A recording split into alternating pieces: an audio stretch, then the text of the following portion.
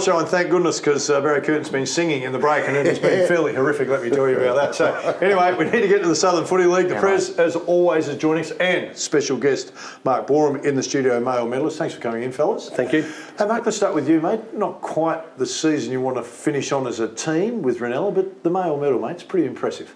From a team perspective, I think it's probably, you never want to lose a prelim, but from winning the flag last year, I was just talking to a few people before. We'd lost 9 from our premiership team the year before, and we just replaced them all with kids from our junior grade. So the fact that we've gone to a prelim, pretty good with that. I think the future looks bright. So it was disappointing, obviously, to lose, but when you look at sort of the next 3, 4, 5 years, I think we're going to be around the mark. So that's one of the great strengths of the Ranella Footy Club, isn't it? Their junior programs. Yeah, I think when I went to the club, they told me it was the second biggest footy club in the state, behind Teacher Gully, for participation. So I mean, the Oval doesn't get a break every night. There's just kids training on it every night, which is good. It's a good thing for the club. So, mate, tell us about sitting there, male medal. The votes are going. You know, I had this conversation with Lockie Neal a couple of days ago, mate, about sitting there and going, I think I'm going to, actually, I might win this. And then, gee, I hope that bloke doesn't get a vote. What was it like for you, mate? Don't tell them what happened. I'll let you tell them. You're pretty happy with your work, I think. Look, it was unexpected. You never go to those nights thinking you're going to win anything. You know you have a good year, but you also know that there's blokes in your team that have had good years, and other blokes, and obviously Sam Jacobs was the big name, and I think everyone sort of expected him to win, but fortunately he missed a couple of games through work commitments, and I might have got a couple of votes in those weeks, so I think that's sort of helped me over the line. But they're always good nights, but you never go in with expectations, and it was good. It's an interesting one, because you don't go in with expectation, and then suddenly you win it. Now you've got to get in front of all these people and give some sort of speech. What's going through your head as you're walking up to receive it? You're trying to think of all the people you have to thank, or it's a numb moment, isn't it? You sort of just get up there and rail it off as you go, I think. Look around the room, who do I see? So, you know, your teammates are there, your coach is there, the president's there, so you thank them, you thank the league. Almost finished, then forgot to thank my wife and kids. So I went back in there and went, actually, I better, even though she's not here, I better thank them. They're probably the 3 most important people. So, you just sort of wing it as you go, I think, especially when you're not expecting anything. That's funny, isn't it? Because, I had a speech prepared every year I played footy.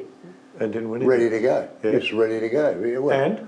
Well, I never used it, but it was always ready to go. But you were prepared. Yeah, I was very prepared. Mate, you're a great story, because you've been around your footy a bit. Tell us a bit about your journey, and then how did you end up at Ranella? Yeah, so I don't think I've had the full football experience. So I played junior footy at Hectorville Footy Club. My old team, the Hounds. So great footy club that. And then from there got involved in the Sandfield program, obviously. So I was Zone Sturt. I was a Sturt supporter as a kid, so I played in my junior footy with them. I was part of a side where I think the reserve side didn't lose a game all year, and I was in and out of the amateur league, couldn't really get a game, so made the move over to West Adelaide, where I had some family ties, and played a little bit of league footy there, but played about 80 odd reserves games as well. So at the end of 2012, I was about to go back and play some local footy, and then luckily enough, Michael Godden and Trent Henschel gave me a call and said, bit light on tools, you want to come out here, and ended up playing 6 years out there and played a lot of league footy and played in the grand final, which we didn't win, unfortunately, but that was really, really good. And then from there, my last game of league footy was in a qualifying final. I broke my foot quite bad, and it was going to be a long way back. I was about to turn 30, about to get married. Michael Godden had moved on to the Adelaide Footy Club, so I was sort of like, it might be time to go. And a good friend of mine, Jay Shannon, got the coaching role at Angerson Footy Club in the Barossa. I know Jay, So he rang me and said, I've got Steve Summerton coming up. Do you want to come over and kick as well? I said, that sounds all right. So I went up there for 3 years and had a really good time up there in the Barossa. And then wife and I obviously had a couple of kids, and just the travel that last year, not so much for me, but the wife leaves with the kids at 10 o'clock to go up to the game. You're not getting back till 9 o'clock at night. It's just a bit much. So I was living down the road from Ranella, so gave them a call and said, can I come over and kick here? And they said, yeah, no worries. And been a good call. Just wanted a good family club, which was what Ranella is. Great family club. Yeah. Well, geographically, mate, you've covered a bit of the state. And clearly enjoyed the journey. That's a tough gig, isn't it? When you're playing in the country, the hardest part is the travel.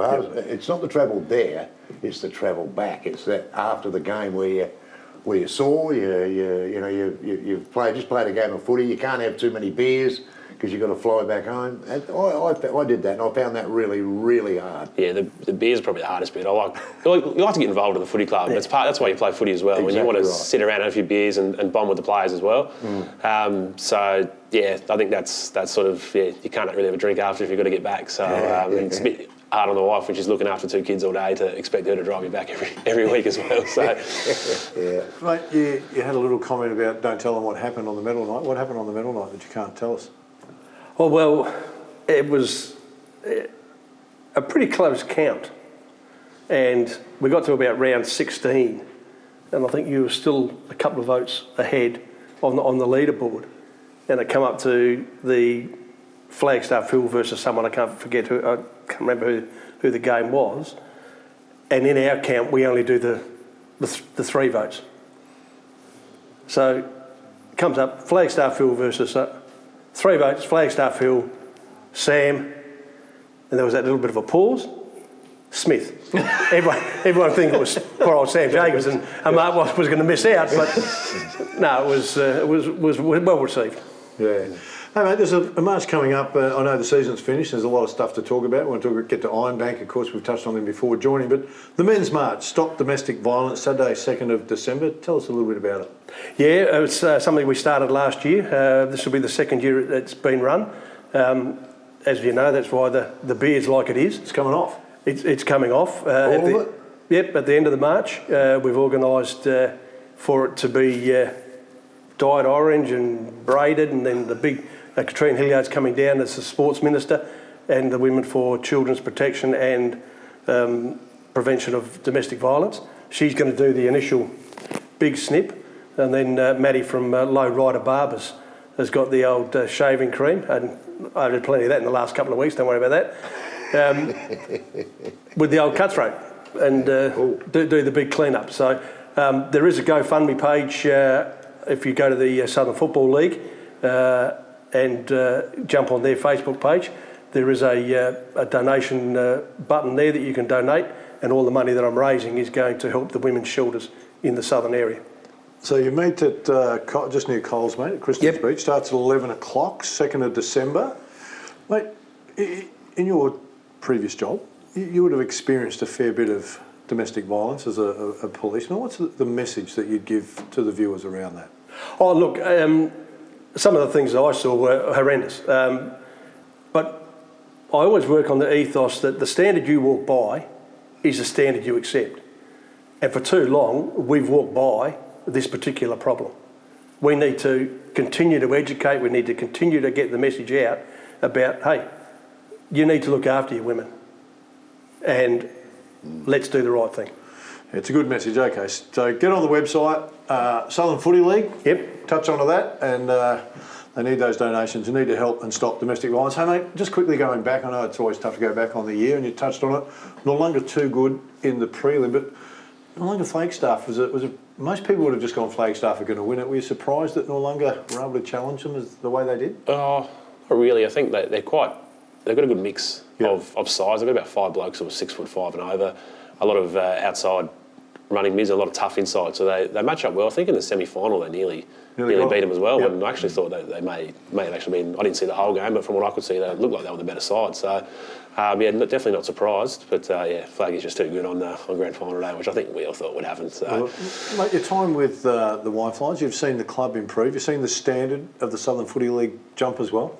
Yeah, definitely. Craig and I were just talking before. So the year previously, my first year out there, you had teams like Port Noarlunga and Aldinga getting beaten by 100+ points every week, whereas Christie's Beach had a rough year this year. Obviously finished I think by 1 game, but they lost every game by 5 or 6 goals. So it wasn't like teams were getting blown out of the water anymore. So it's really starting to even up now, which is good. Good for the comp, and attracting ex-AFL players like Sam and. I think Matty Eagles came to Noarlunga as well, so those sort of players are only good for the competition if we can attract players like that. Yeah, so you've started it, mate. You'll be the footprint of players to come through, mate. Well, and just going on from that, Port Noarlunga have signed Zach Sproul from GWS.